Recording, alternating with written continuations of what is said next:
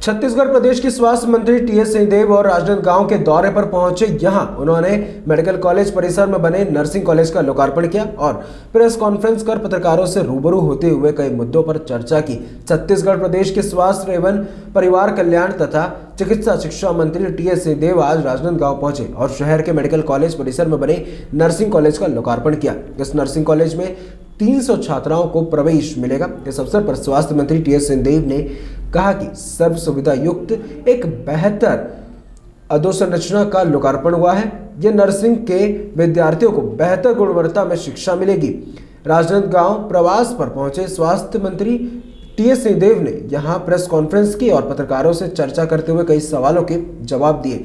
पत्रकार वार्ता के दौरान स्वास्थ्य मंत्री टीएस सिंहदेव ने चिकित्सकों की हड़ताल को लेकर कहा कि हड़ताल पर जाना उचित नहीं है, उनकी बातें बिना हड़ताल के भी सुनी जाएगी। भारतीय जनता पार्टी में जाने के सवाल पर उन्होंने कहा कि मेरी व्यक्तिगत विचारधारा मुझे बीजेपी के साथ कभी नहीं जोड़ सकती। उन्होंने कहा कि मैं भाजपा में कभी नहीं जाऊंगा और ना ही अलग पार्टी बनाऊंगा। प्रेस कॉन्फ्रेंस के दौरान संविदा कर्मचारियों की हड़ताल और नियमितीकरण के मुद्दे को लेकर टीएस सिंहदेव ने कहा कि घोषणा पत्र में संविदा कर्मचारियों के नियमितीकरण की बात रखी गई थी।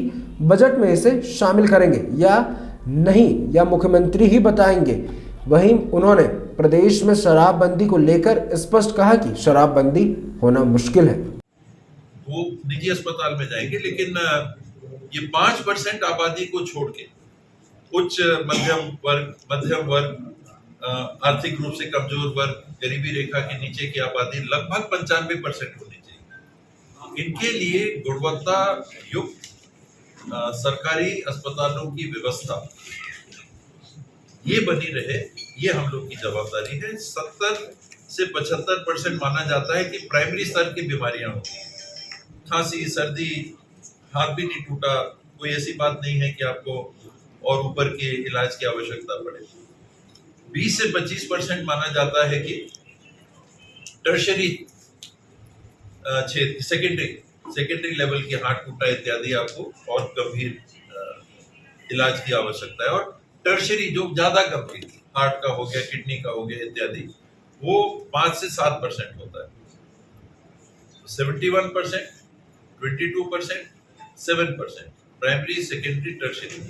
तो इसके लिए सरकार आसानी से प्राइमरी और सेकेंडरी स्तर की व्यवस्थाएं उपलब्ध करा सकता है, आसानी से।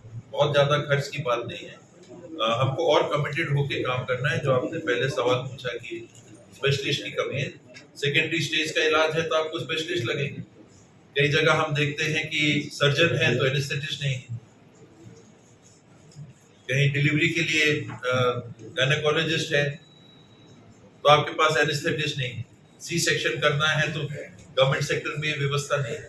उस दिशा में हम बढ़ रहे हैं कि ये गैप खत्म हो जाए और ये सुविधा जब वहाँ गुणवत्तापूर्ण मिलेगी तो मुझे नहीं लगता कि कोई ऐसा कारण है कि निजी क्षेत्र किसी मायने में हावी रहेगा।